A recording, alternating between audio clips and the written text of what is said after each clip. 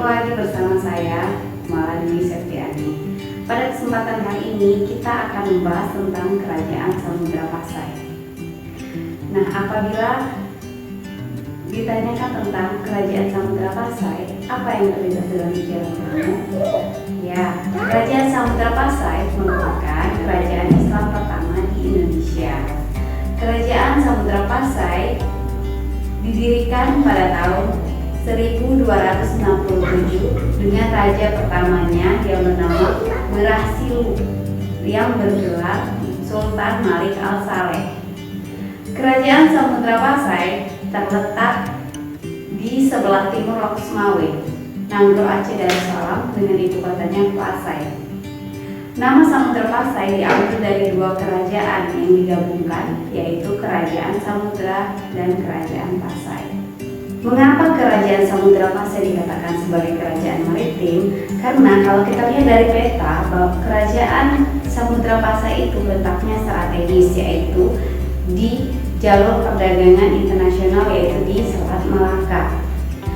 Kemudian Samudra Pasai juga menyiapkan beberapa bandar-bandar dagang untuk kapal-kapal maupun pedagang-pedagang yang datang ke Samudra Pasai. Baiklah, selanjutnya kita akan membahas tentang aspek-aspek perkembangan kerajaan Samudra Pasai, yaitu dari struktur pemerintahan atau sistem politik, kemudian sistem ekonomi, sosial budaya, dan juga keruntuhan dari kerajaan Samudra Pasai. Nah, apabila kita melihat struktur pemerintahan kerajaan Samudra Pasai, nah sebagaimana kerajaan, pimpinan tertinggi berada di tanah raja, yang biasanya raja memerintah secara turun-temurun atau berdasarkan garis keturunan. Kemudian di bawah raja ada yang namanya itu menteri besar atau perdana menteri. Kemudian juga ada seorang bendahara yang mengawasi dan mencatat keadaan keuangan kerajaan. Kemudian ada seorang komandan militer atau panglima angkatan laut yang dikenal dengan gelar Laksamana. Kemudian ada juga sekretaris raja atau sekretaris kerajaan. Kemudian seorang mahkamah agama atau pemimpin agama yang digelar kadi. Selanjutnya adalah seorang syah bandar atau beberapa syah bandar yang mengepalai dan mengawasi pedagang-pedagang yang ada di kota pelabuhan. Dari segi politik atau pemerintahan, Kerajaan Samudra Pasai memiliki beberapa orang raja yang memerintah. Dan dari melalui beberapa catatan, ada 12 orang raja yang pernah memerintah Kerajaan Samudra Pasai. Nah, baiklah, kita akan membahas 3 raja yang terkenal pada masa itu. Yang pertama adalah Sultan Malik Al-Saleh. Sultan Malik Al-Saleh merupakan raja pertama sekaligus pendiri Kerajaan Samudra Pasai. Awalnya sang sultan bernama Merasilu. Setelah ia masuk Islam, ia berganti nama menjadi Sultan Malik Al-Saleh. Sultan berikutnya adalah Sultan Muhammad Malik Al-Kahir yang memimpin pada tahun 1297 sampai dengan 1326. Pada masa pemerintahannya, Kerajaan Samudra Pasai mencapai puncak kejayaan, di mana Sultan Malik Al-Saleh ini adalah seorang pemimpin yang sangat mengedepankan hukum Islam. Pribadinya yang saleh, pemurah, rendah hati, suka menolong, dan sangat peduli terhadap orang miskin.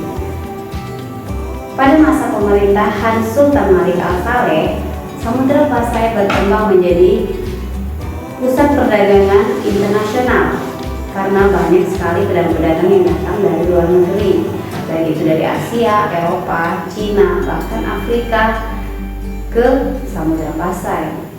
Kejayaan Samudra Pasai tidak terlepas dari usaha dan dari seorang Sultan Malik Al-Saleh untuk menggabungkan dan menyatukan beberapa kerajaan-kerajaan kecil yang ada di sekitar Samudra Pasai. Selanjutnya, Sultan Malik Al-Tahir II yang memerintah pada tahun 1326 sampai dengan 1348 Masehi. Pada masa pemerintahannya, Samudra Pasai terus berkembang dan menjalin hubungan dengan kerajaan-kerajaan Islam, baik yang ada di India maupun yang ada di Arab. Melalui catatan kunjungan Ibnu Battuta di tahun 1345 Masehi dapat diketahui bahwa Samudra Pasai merupakan pelabuhan yang penting dan istananya tersusun dengan rapi. Selanjutnya, kehidupan ekonomi atau aspek ekonomi kerajaan. Dilihat dari letaknya yang strategis, Samudra yaitu di tepi Selat Malaka, maka kerajaan Samudra Pasai berkembang menjadi kerajaan maritim dan bandar transit. Dengan demikian, Samudra Pasai berhasil menggantikan posisi atau kedudukan Sriwijaya di Selat Malaka yang pada masa itu Sriwijaya telah mengalami kemunduran. Kemudian kerajaan Samudra Pasai memiliki hegemoni atau pengaruh yang luas atas pelabuhan-pelabuhan penting yang ada di Sumatera seperti Pidie, Perla, dan pelabuhan-pelabuhan lainnya. Kemudian komoditi utama perdagangan Samudra Pasai adalah lada, kapur barus, dan emas.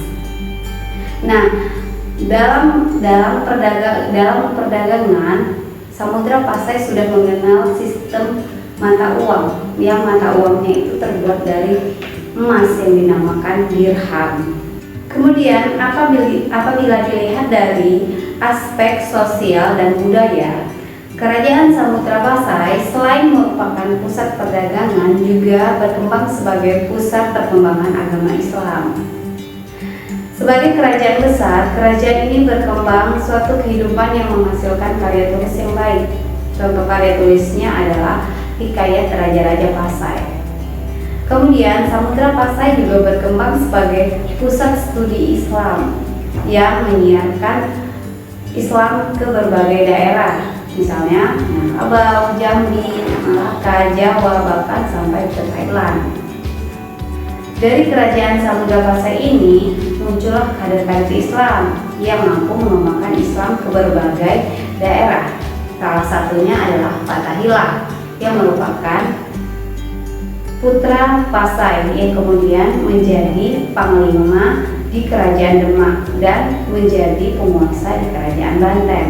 Nah, setelah kita membahas bagaimana perkembangan kerajaan Samudra Pasai dari berbagai aspek, baik itu dari aspek politik, ekonomi, sosial, budaya. Nah, sekarang kita akan membahas bagaimana keruntuhan dari kerajaan Samudra Pasai. Runtuhnya kerajaan Samudra Pasai dipengaruhi oleh dua faktor, yaitu faktor eksternal dan faktor internal. Adapun faktor internal yang menyebabkan keruntuhan kerajaan Samudra Pasai adalah terjadinya pertikaian di Pasai yang mengakibatkan terjadinya perang saudara. Kemudian faktor eksternal yaitu berkaitan dengan perkembangan yang terjadi di luar Pasai, yaitu sekitar zona Selat Malaka. Nah, karena pada tahun 1521 Pasai berhasil dikuasai oleh Portugis. Nah, hingga tahun 1524 Samudra Pasai menjadi bagian dari Aceh. Baiklah, sekarang kita akan membahas tentang peninggalan kerajaan Samudra Pasai yang masih bisa kita lihat hingga saat ini. Yang pertama itu adalah koin emas. Nah, kerajaan Samudra Pasai pertama kali mencetak uang yang terbuat dari emas, yaitu pada masa pemerintahan Sultan Malik terakhir. Peninggalan selanjutnya yaitu makam raja-raja atau Sultan Kerajaan Pasai. Yang paling terkenal yaitu adalah makam Sultan Malik Al-Saleh, yaitu sebagai raja atau sultan pertama dari kerajaan Samudra Pasai.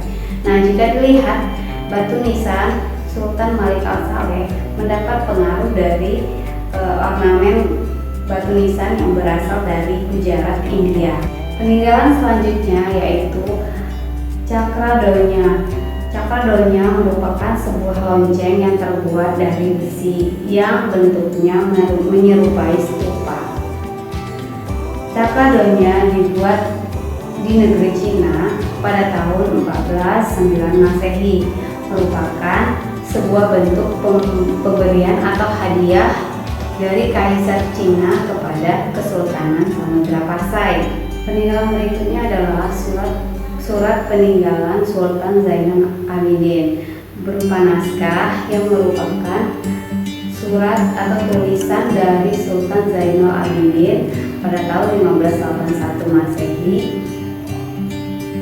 Naskah itu ditujukan kepada Kapitan Moran yang bertugas atas nama Raja Portugis di India. Nah, dalam surat itu juga ditulis nama-nama kerajaan yang mempunyai hubungan erat dengan Kesultanan Pasai, sehingga kita dapat mengetahui nama-nama ataupun kerajaan-kerajaan yang ada hubungannya dengan kerajaan Samudra Pasai. Nah, peninggalan berikutnya adalah stempel kerajaan. Nah, stempel kerajaan ini merupakan hasil peninggalan kerajaan Samudra Pasai yang diduga milik Sultan Muhammad Malik Zahir. Nah, demikianlah pembelajaran kita pada hari ini tentang kerajaan maritim Samudra Pasai. Nah, semoga apa yang kita pelajari pada hari ini dapat menambah pengetahuan dan wawasan kita tentang